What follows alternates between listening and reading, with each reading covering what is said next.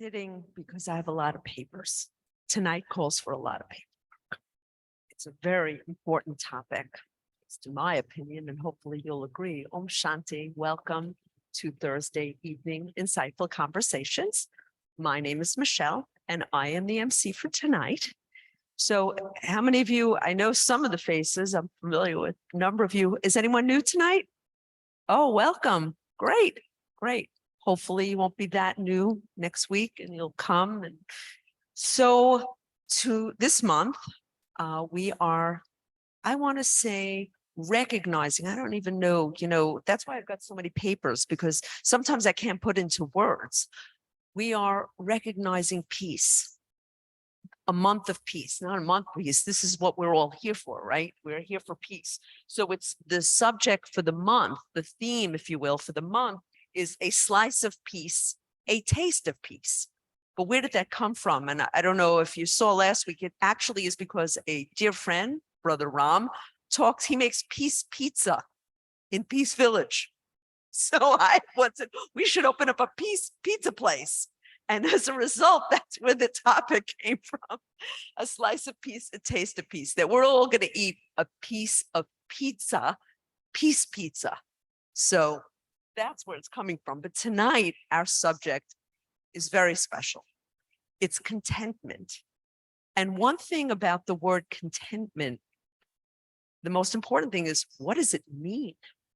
And we have a great spokesman today to talk about that, because to me, it's a very esoteric topic. And who else but Brother Tony? And I have a special affinity to Brother Tony. If you saw the holiday show last year, we were two co-stars in the show. It was The Cave in the Sun, and he was Oscar-worthy Cave, and I was the sun.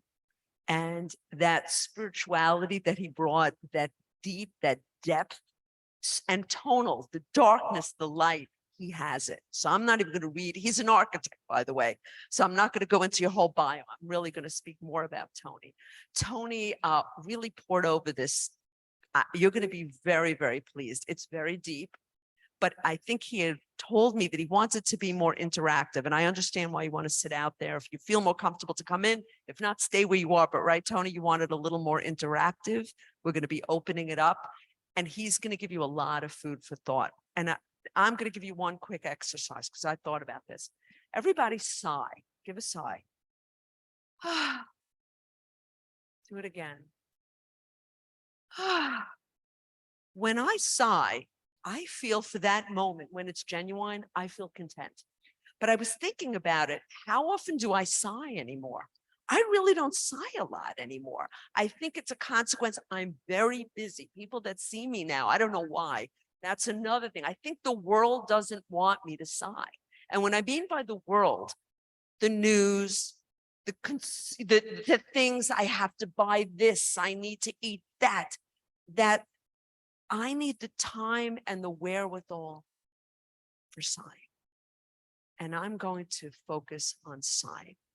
And tonight, Tony is going to help us reach where we can sigh more and have that feeling of contentment wash over all the day, because it's not out there, it's inside. And inside, because I'm good at that. I like that. I just need to make more time for myself and to focus more on what's inside of me. And with that, I am going to introduce, he's going to build tonight. He's an architect, and he's extremely busy. He works as he had worked at a government official and a corporate manager, but he has carved out, if you will, 20 years of his life for Raja Yoga. And when you understand it, what's really special about Tony is that he brings, because he's out there working and with people in all different, internationally and nationally, he understands how spirituality needs to be a part of the whole puzzle. And he understands it in context of his professional life as well. So I've spoken enough. Now we're going to open it up. And thank you so much, Tony, for being here. We're in for a treat. I know it. Thanks.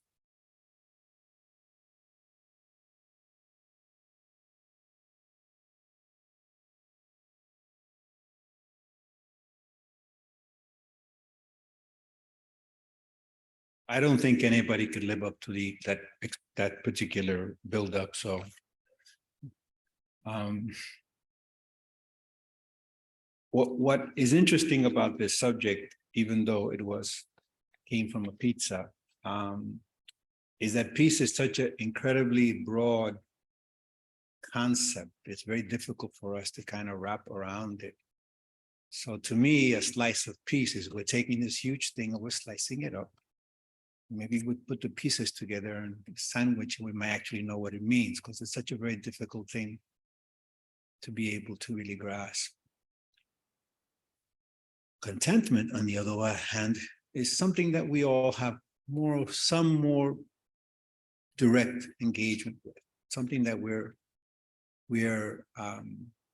have some experience with, most of us, hopefully all of us here. And I always felt it was contentment is what happens when the peace washes over you and just kind of cleanses all the nature of the issues that assault you on an everyday basis. So that's why I thought contentment would be a good subject, because it is an attribute of peace that's very important, very central. But like Michelle said, what does it mean? What does contentment mean? So you have to kind of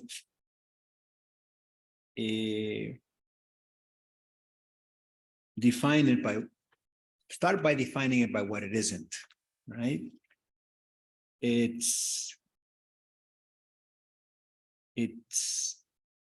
isn't conflict. When you're absent of conflict, when you're absent of expectations. Expectations is a very important subject for me, because I think it's one of the biggest problems we have, is we live with expectations, which means we can't live. It means we can't, and we can't live. And so you start with what exactly is it not? So it's not struggle, it's not conflict. When your situation is absent of those qualities, you can begin to approach contentment at some level.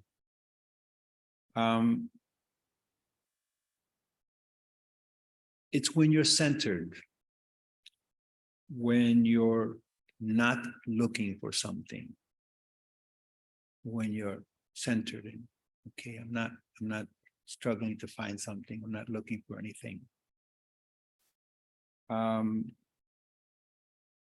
So how do we get to this point? Because we can't really call it an achievement. Not like we struggle and all of a sudden we get this, it's like climbing a mountain. It's not that kind of a thing. So how do we get to contentment? And if we're looking or if we're saying it's conflict and struggle that's keeping us away from it, then what do we do about it? And there is a saying that I use, like everybody, I traffic in trite cliches. And one of the cliches I have is that there are two kinds of people in the world. People who focus their energy and resources on defining and avoiding what they don't want, and people who invest their energies and focus on what they want. And obviously the people that focus on what they want tend to be very successful. And the people that focus on what they don't want become very, very unhappy. However, as I was preparing for this particular subject, I thought there was a third category. And that's the people that focus on what they can do. People that focus on what is it that I can do. We're not all Don Quixotes. We're not all tilting at windmills. We're not all struggling. But can we focus on what we can do instead of focusing on what we can't do, on what we'd like to do but can't, or what doesn't make us feel good? But focusing on what we can do, focusing on the things that we feel good about. That seems like a real obvious thing, doesn't it? But apparently we're having a lot of trouble with it. It's very difficult to do this. Whereas you put it on paper, it says, well, this is silly, anybody can do this, right? But in reality, it's much more complicated, more difficult to do. So we have to concentrate our efforts on what it is that we can do, what it is that we can accomplish in life, and make it something that we feel kind of centered with. Now, it's very difficult to say you can achieve contentment in the kind of world we live in. Whereas if you just step out of this place and just even look at anything, a newspaper, cell phone, anything, you have all these things coming on. They're so challenging and so difficult. But we really need to think about how is it that we can begin to segregate ourselves from all of these things and go somewhere where we have some level of control or some level of ability to manage what is going on in our lives. Let me ask anybody here who can volunteer this, is think for a moment, what if there's been a situation, a circumstance that you think that's either in your life or you think should be the case in somebody else's life, when someone has become or has ability to become content. Just kind of a circumstance, something where you say, okay, this is a time where either I have been or where I think people can become content as an idea. Does anybody have a thought on that? To become content? What kind of circumstances would make someone content? Something specific.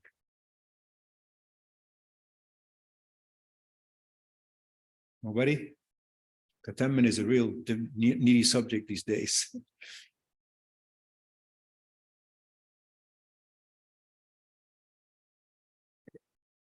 Sublime moments of contentment, but they are isolated. I remember them. I don't remember usually what I've had for breakfast, but I remember specific moments in my life where I was content. And usually it was time stood still. I was in a place that was quiet. I finished a project. I had nothing in front or behind me. I was in the moment, enjoying it. And it was, I remember looking once at the moon and just, I couldn't get over how magnificent it was. And this wash over me, and I wanted to hold on to it. But again, that's a moment, a section of time. How do I stitch it together to make, to have a way, make it be a way of life as opposed to just a time in my life. You were on the cusp of something that was accomplished and you were just leveling off. And anybody have any other kind of thoughts about contentment? Satisfied. When we're satisfied with how our life is going, I think that makes us feel contentment. Okay, very good.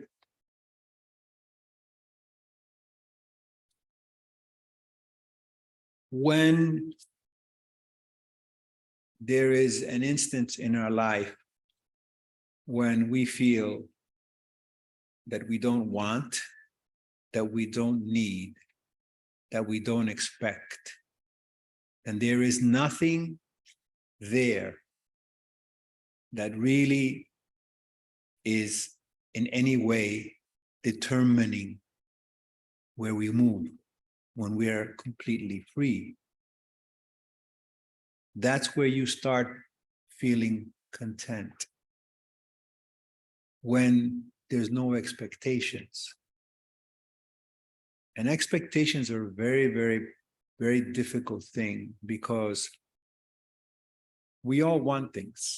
We all want things. We want better life. We want good things for our kids. We want good things for our family. We all want things. That's a normal part of our existence. And that's not something that you can characterize as being something that's inappropriate or bad. The problem is when the want, the feeling that this should be better or this person should be better or this should be a different situation. When that becomes a need, I need for this person to be better. I need for this situation to change. Then it goes from being just feeling of, okay, this is what things are and might be better this way, to becoming an expectation. And that is a big problem because there is no contentment possible with an expectation. You can't have contentment, especially if the expectation is something complex, complicated, perhaps a relationship, perhaps situation with family or situation in some sort of professional environment. That's a problem because then your ability to engage with the person, yourself, circumstance gets complicated because you feel entitled. You feel, I am entitled to a response. I am entitled to this person to deal with things in a different, I am entitled. So it goes from want to need to expectation to entitlement. Once you get to entitlement, you're in a very bad place. Because the reality is we have no entitlements. When my children were born, one of the things became clear in my mind is that they did not belong to me. They were given to my care, and hopefully I didn't do anything stupid, foolish as they grew up, but they never belonged to me. They were never mine. They don't correspond to me. So as a consequence, when they don't call, they don't write, they don't come to visit, I'm not upset. I don't have expectations of them. I don't feel I'm entitled to their time. So the time I spend with them is very good. I enjoy it. And the time I don't spend with them, I'm not concerned because there's no expectation. I'm not saying, okay, this person or my son or my daughter should be calling me, should be. So as a matter of fact, at one point, my daughter was so upset that I wasn't calling her that she called me and said, you have to call me because I don't do that. And she was used to, with her mother, that's what they did. They called each other. So I only, when she wanted to talk, I would talk to her, and my son doesn't call me anyway, so it's okay. We have a good situation. We only talk whenever we run into each other. So, but there's no expectations. And consequently, the relationship is very good, very comfortable, stress-free. We're content when we're with each other. It's a very critical part of our nature to understand. Now, we're human beings. We're not gods, obviously. So we have expectations, we have wants, we have needs, all this stuff happens. But you have to understand what it is. The one thing you can never let it become is an entitlement. Because then you got a big problem. Then you're already on the wrong side of the issue. So whatever happens at that point, it's not gonna end well. So entitlement is where the line is drawn, and you abandon any capacity of having any kind of contentment in that situation. So to me, that's a very important part of contentment. You have to keep that consciousness that you're not entitled to anything. You have life. You've been given life. Maybe you've been given health, although that's not guarantee as you get older. And maybe you've been given some level of comfort material. You're just very, very grateful. I'm very grateful for these things. I'm very happy. You know, I'm content. I mean, I'm not looking for more and more things. And I think that's very important that we kind of examine that in ourselves, because I mean, that's the way we are. I mean, before I came to meditation, which was a while back, I lived with tension all the time. I thought tension was actually a very good thing. Tension, I use tension to motivate people, to have people do things, make myself do things. I said, that's a fantastic tool. Tension is something that's really useful. And at some level, it had a value because I was always using it as a way of getting things done. But you never have any peace. You never have any contentment. You just have, maybe, if you're fortunate, you have accomplishment, you finish a task, you do something, okay? But you don't get contentment. You do things, you accomplish things. In the American idiom, accomplishing thing is the most important thing. So I was doing stuff, and I did some stuff, you know, but it was not making me content necessarily. So now, and in those days, in rare moments, like Michelle pointed out, there were moments where things stopped, and I relaxed, and I was content. But the default was always go back to being tense. Whatever, when I had vacation or had a moment that stopped, the default was, okay, go back to being tense. You have to work being tense, right? Now, it's the reverse.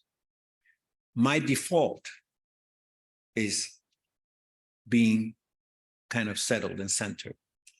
Now, when I go to work, tension is just necessarily part of it. Everybody has issues, so I have to go and work things out. You have projects, you have things to do. This tension is part of that.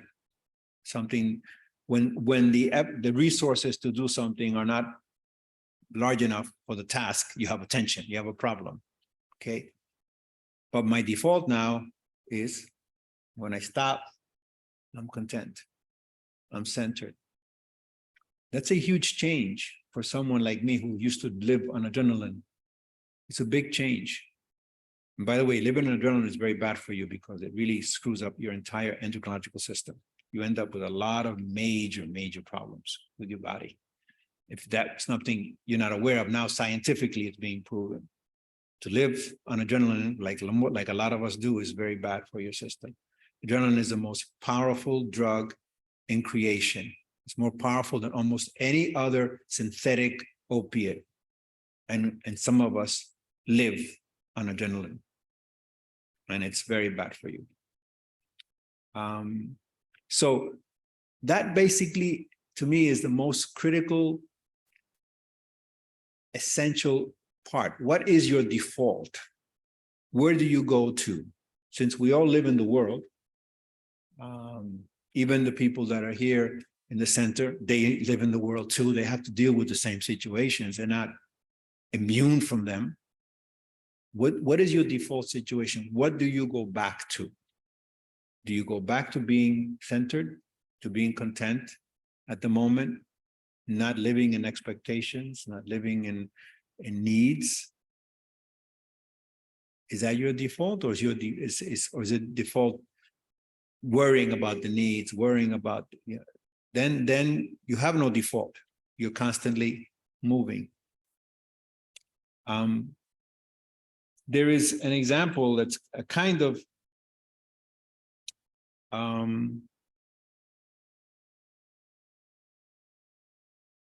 it has many sides to it, but I'll use it anyway.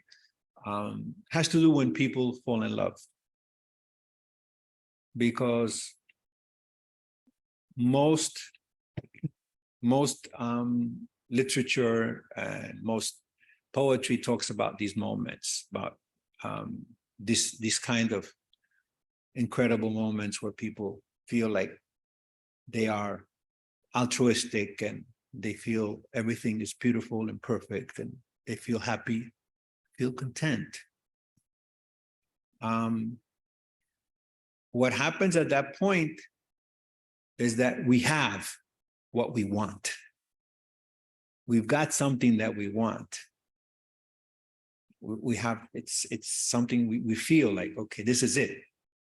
So two people fall in love, even if their circumstances are terrible.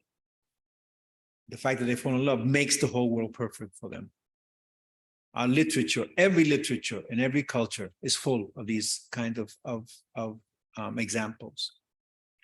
So it's very interesting because it's a moment where most people say, okay, I am at where I really want to be.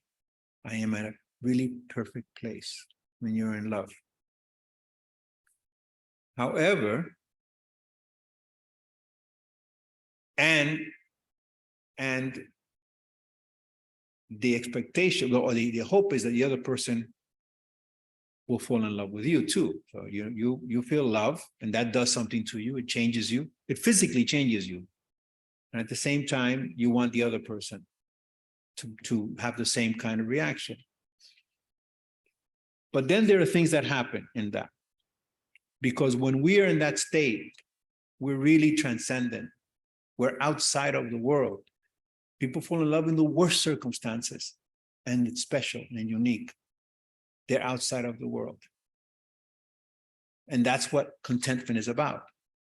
Coming outside of the world, being in your own realm, being in your own place. Now,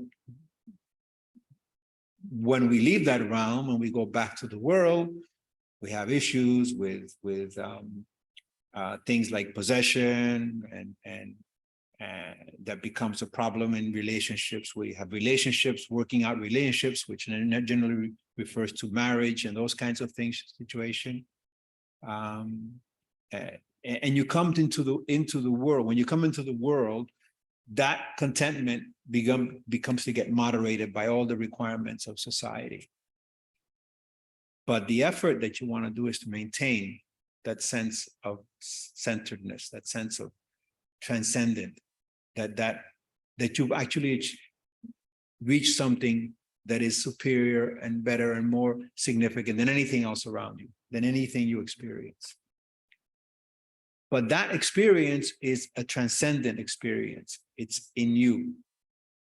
Doesn't come from the outside, doesn't come from any kind of environment you're in. It comes from you.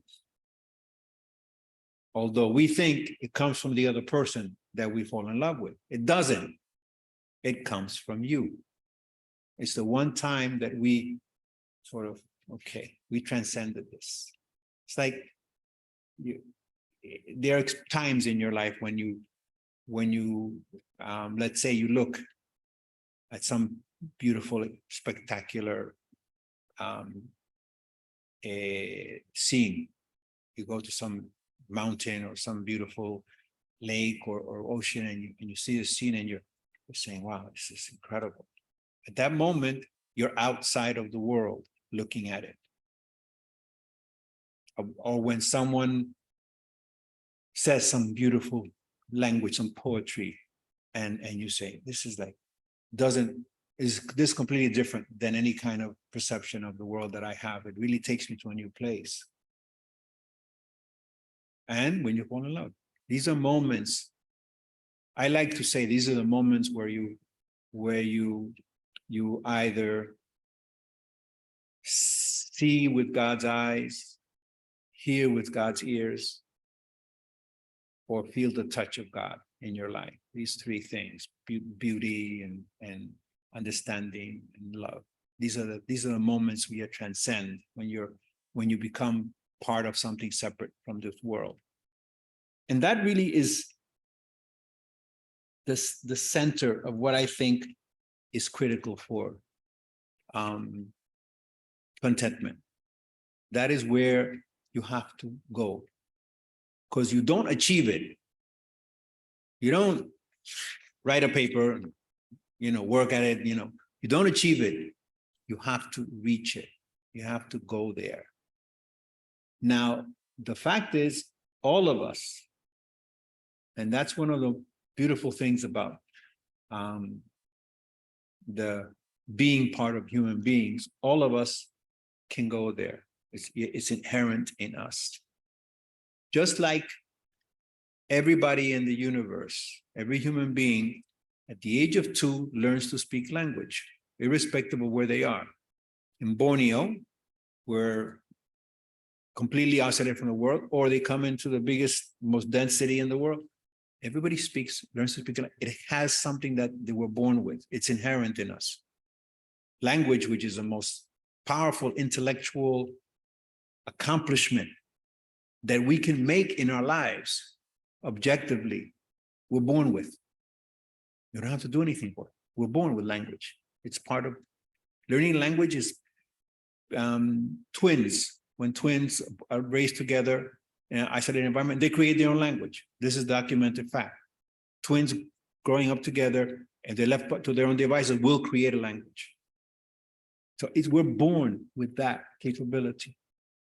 And we're also born with the capability of contentment. It's inherent in us. It's there. We have to look for it. We have to try to reach it. But it's not in the world. It's not a task. It's not associated with any accomplishment. It has to do with understanding where we're at. And obviously, when you have conflict, when you have struggle, you're not going to be content. And everybody's life is going to have a certain amount of struggle and conflict. But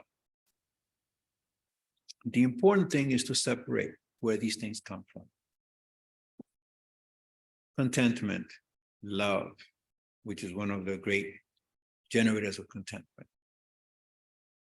Beauty, all these things, they exist on a level that we are able to reach. Struggle, conflict, they exist in the realm of the world. When we go into the normal world. So you need to say, okay, we have to make a separation. Struggle exists in the world, but we can exist separate from it. We already have that in us. That's where contentment comes from. It comes from our own ability to reach the parts of us that are innate, like language, love, beauty, all these things that people see and they agree across different parts of the world. They have the same agreement, irrespective of language, irrespective of culture. These are universal things, universal transcendent experiences. That is as close as I can get to kind of a definition of something as, like Michelle said, as esoteric as contentment. So what do we do? And it's more, what do we feel? We don't do anything for this. You don't have to make any plan or anything. You just have to stay okay. Where do I go where I stop feeling the need, start feeding expectation, stop wanting? Where do I go to just be? That's really what you're looking for. And that's where I think we're going to find basic elements that make us content. I'm not sure what the time is. If I'm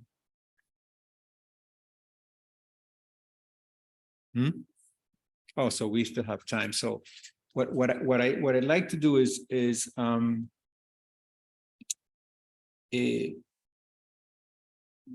kind of talk a little bit about what is your reactions to these thoughts? I've been talking for a while. What are the visceral, emotional kind of thoughts that come to you when you talk, when you think about the separation between your transcendent self that maybe experiences love and contentment, and the rest of yourself that deals with all the conflict? What do you think about this? Does anybody have? Yes? No, let's put a mic. This is all getting recorded for posterity. Make sure what you say is beautiful and it's perfect. No pressure. The thought occurred to me that it's really us that stand in our own way of contentment from listening to what you said, that, you know, it's our own wants and needs and desires that really take away our contentment that's with us all along. Okay, that is definitely the case. Any other thoughts over there?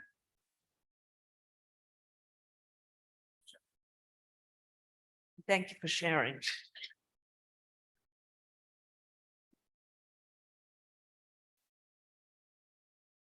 I think contentment is also influenced at what stage you are in your life. Because at every stage you have a duty. Maybe at an early stage as a student, you may have to perform, but as you grow, you also have to take care of your family. And that's where expectations start coming in, right? And how do you balance, right? How do you create a divide between, okay, I know what I want, but I don't want that need to create a jealousy in me, leading to overachievement or putting a lot of pressure on the family or children, right? And say that it's okay, right? To let them go and be what they want. But at the same time, you also have a moral responsibility to ensure that they are on the right track. I know it's a bit long, long question. No, it's okay. Anybody else? Thank you. Somebody over there? Oh, here we go. Okay. Jen. I think the most important thing that I have experienced is to have the grace of God. And in order to get that, you have to devote more of our time instead of spending time after worldly things, you know. And also we have to learn whatever happens to us, we have to just think this is what God wants for me, and I have to learn to accept it. But it's not easy. It takes a lot of effort, and sometimes you just feel, no, why did this have to happen to me? But I think meditation, prayer, and going for meetings like this, it makes a big difference. We have one more person over there. Thank you.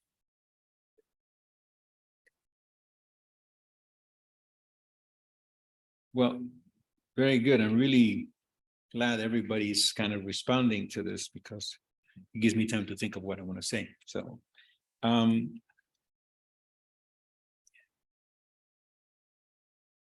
the notion that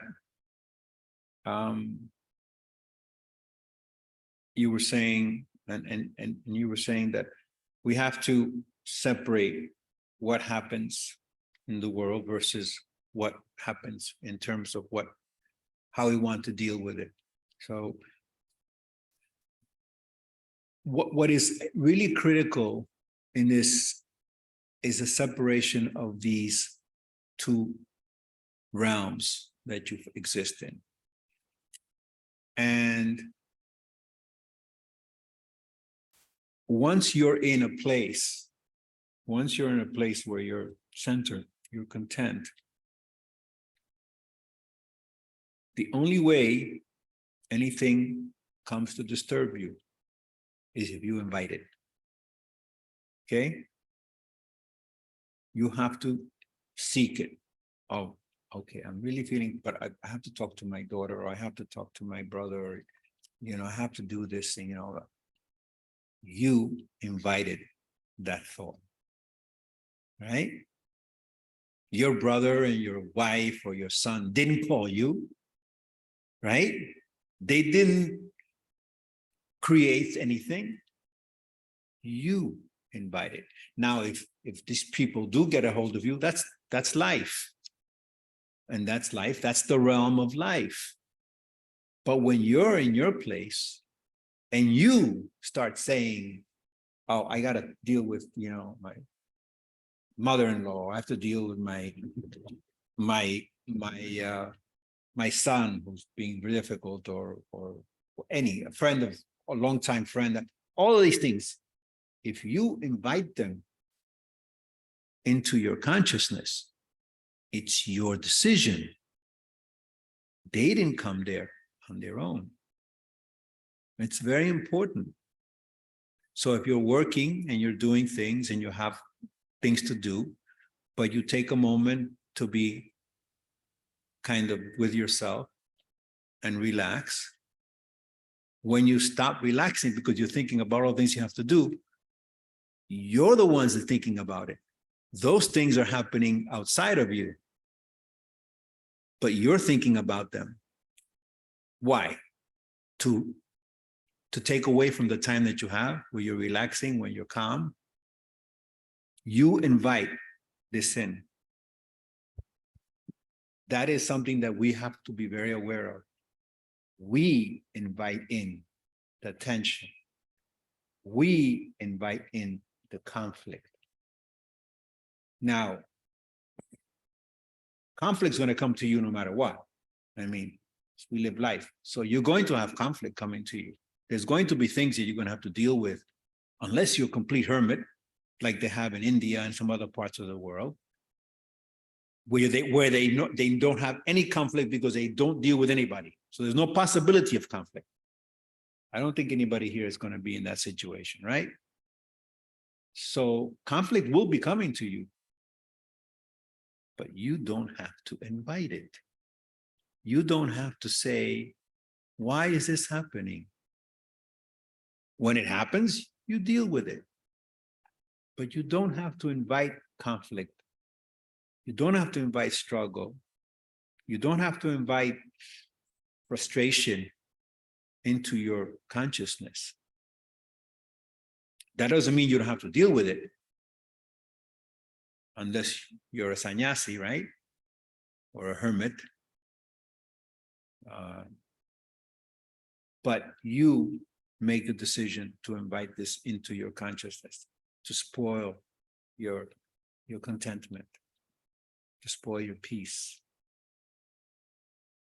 So we have to be very clear. We do this. My son didn't do that. I just thought that he did, but he didn't come to tell me this. I'm thinking about it, right? My wife didn't say anything. I was thinking, my mother-in-law is going to be saying, I'm anticipating something she's going to say, or he's going to say, my father-in-law. They haven't said it yet, but we're thinking about it. We're saying, okay, why are we doing that? What is the reason that we do that?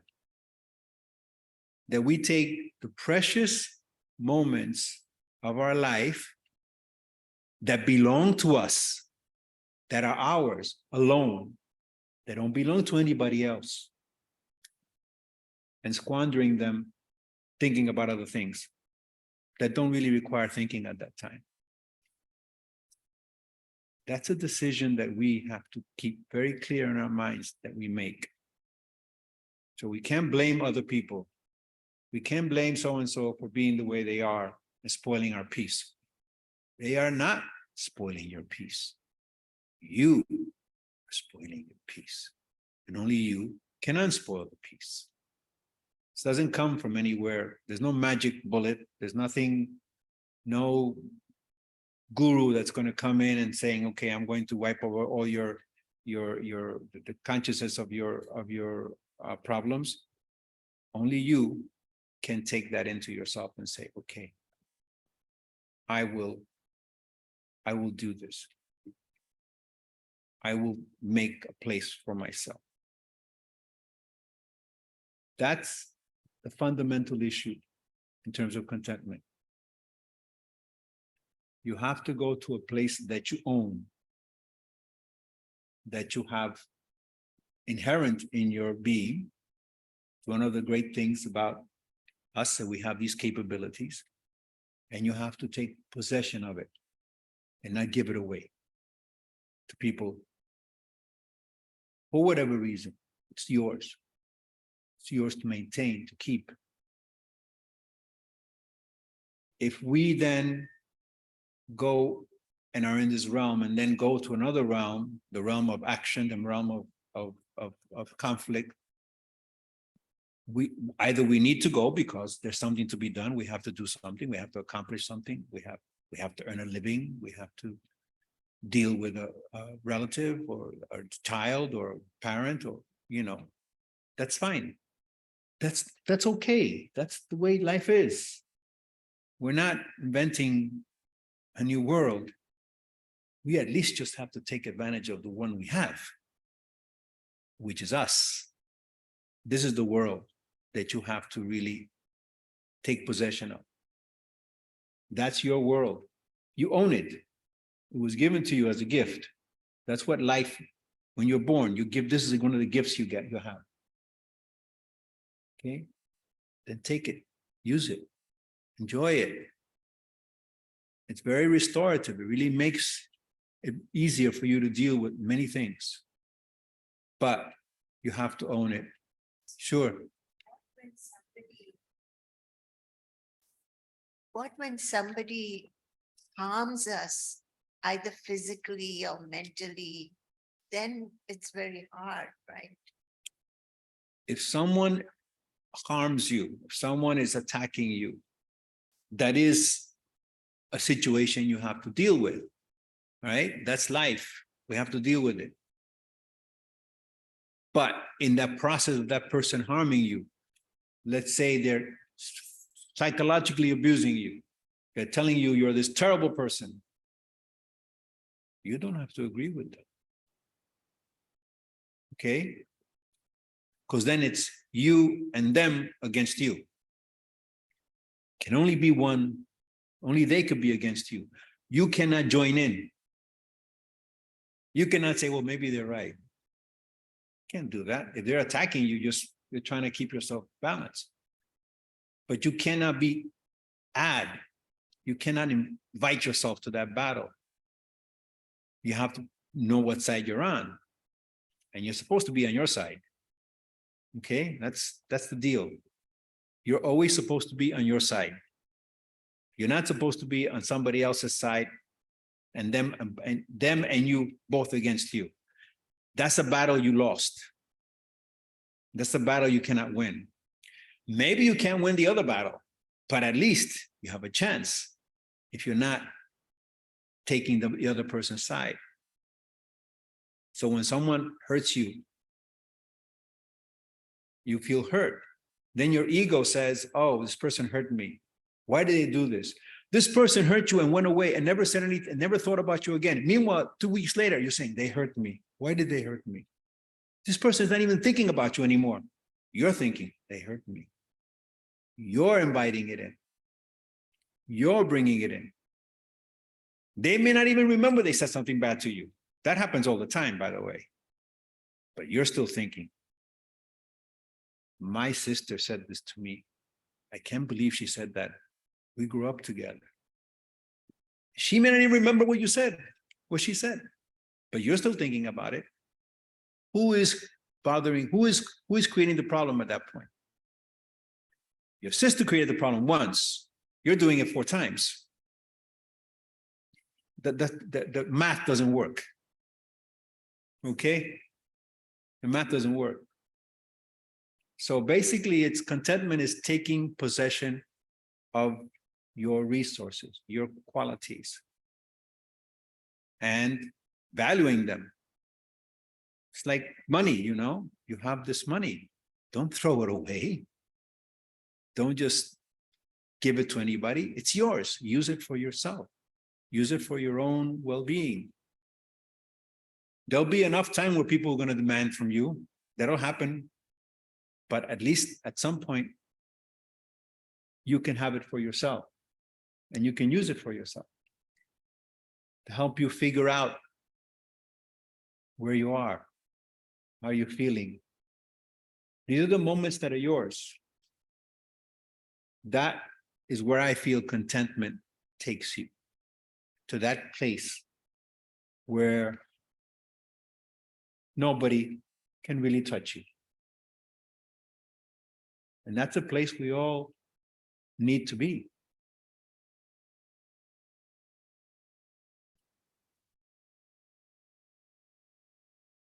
I believe they want us to do a long meditation today. I don't know what time it is, so. Okay, so there are no more questions.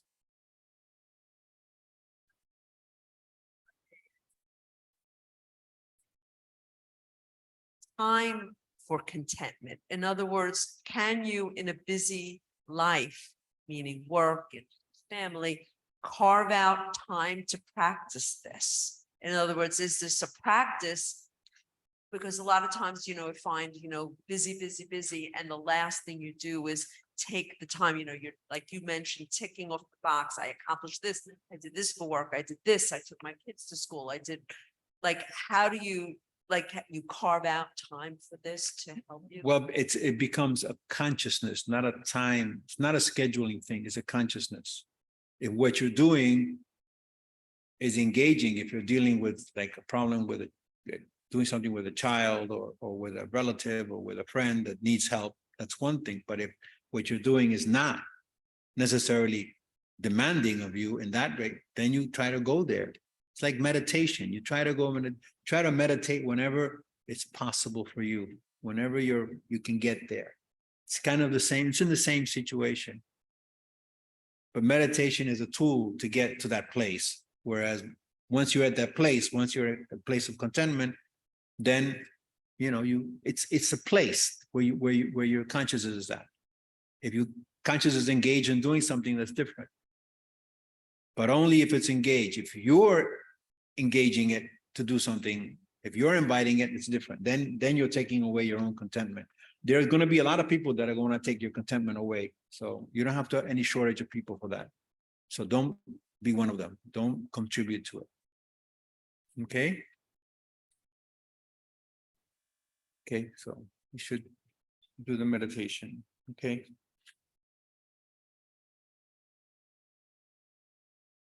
And let's relax.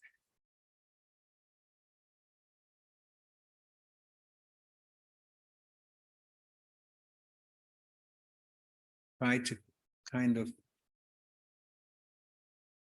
shed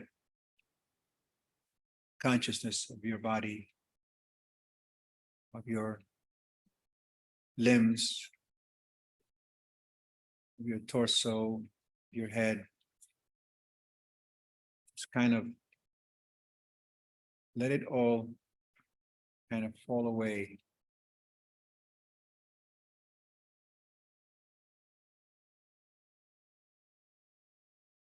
For the moment, let it not exist.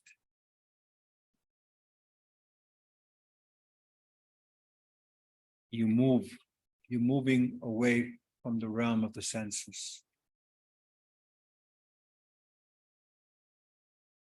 Going towards just consciousness.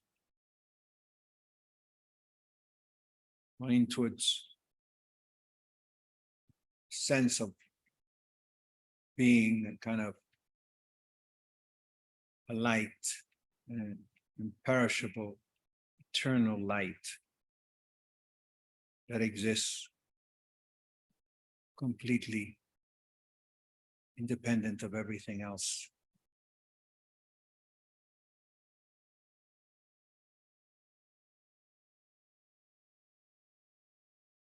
Just a point of light, point of consciousness that carries you further and further away from all of the material things, from all of the issues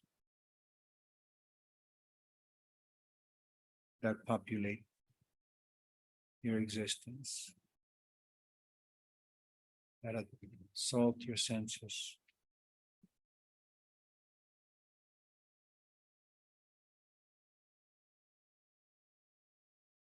You move away from all of that, and you feel yourself light ascending, having less and less connection with weight,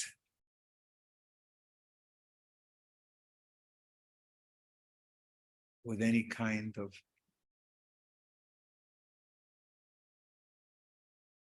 matter.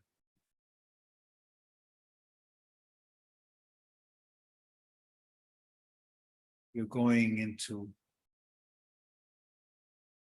your own realm of pure consciousness.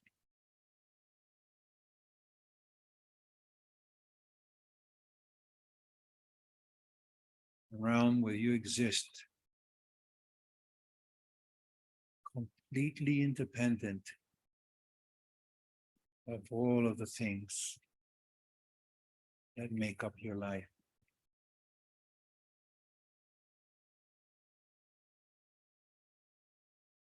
You're this incredibly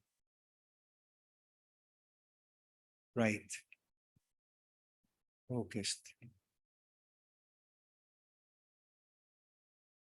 point of energy and light.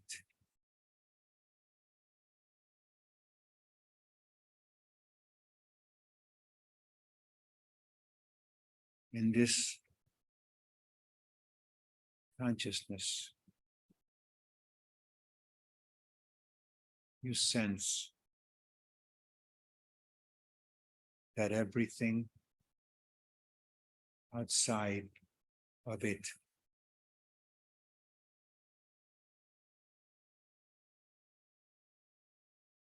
are basically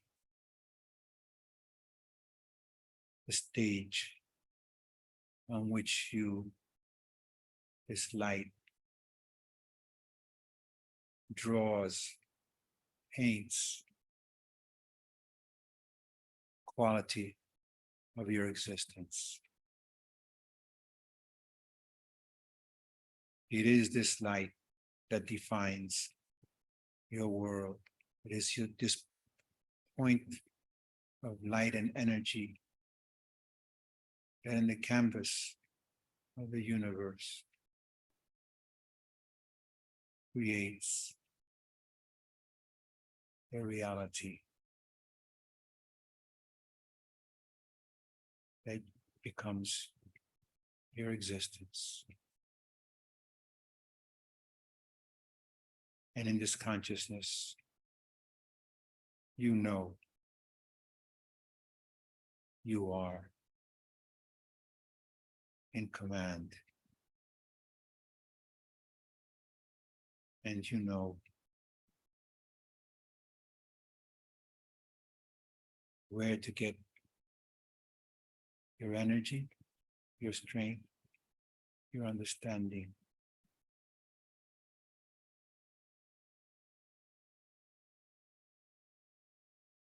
You are the architect of your existence.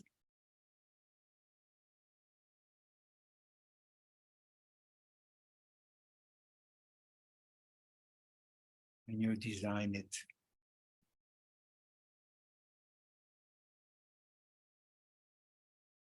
so that it brings out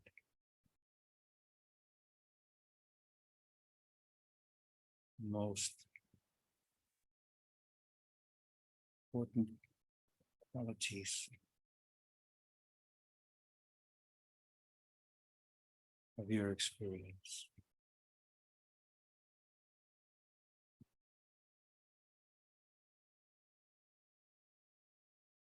hold that consciousness.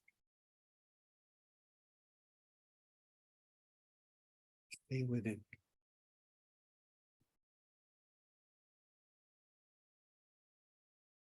And remember it. Because this is your own. And you can always go there.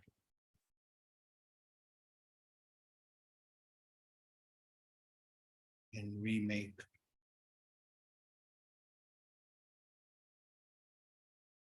a diagram of the drama that is your life.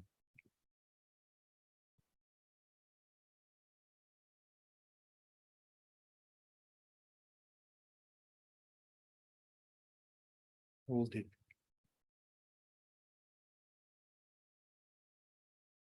Inside.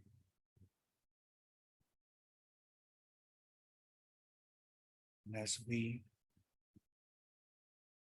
gently and slowly return, keeping your awareness, the place that you're in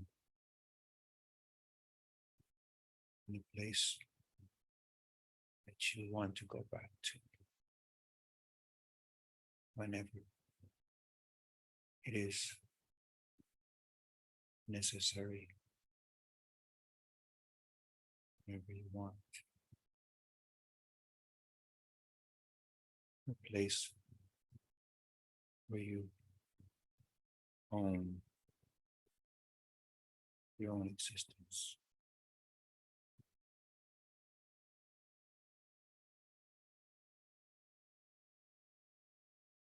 Shanti.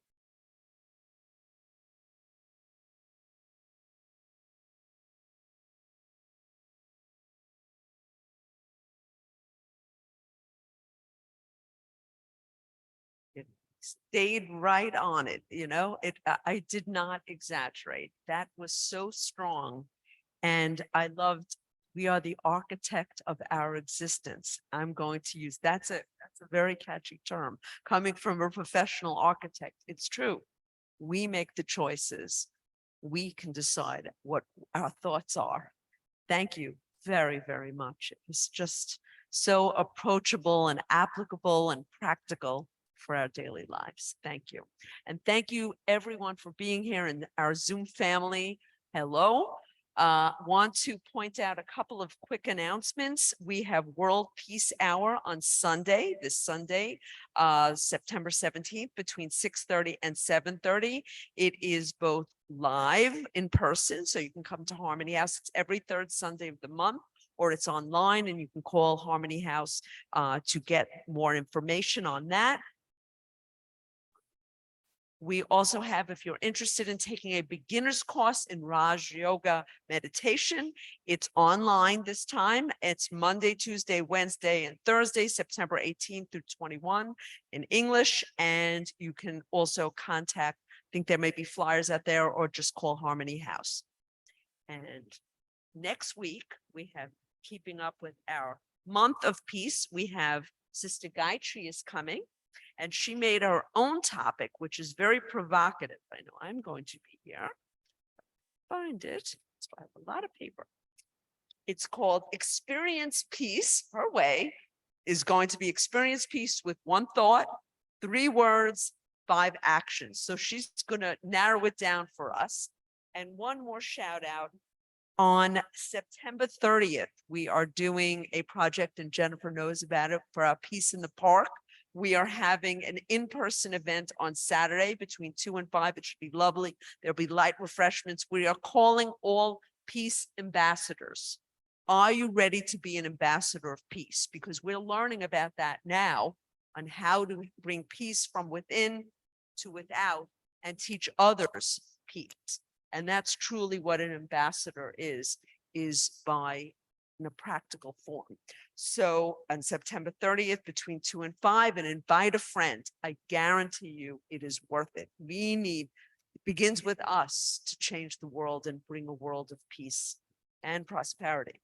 And with that, we are going to say goodnight and thank you Zoom family. And we have sign up sheets and we have Totally Sweet. So you leave with the sweetness that we and the blessings. Thank you so much. Om Shanti, and we'll see you next week, hopefully. And thank you for coming and thank you for sharing your thoughts.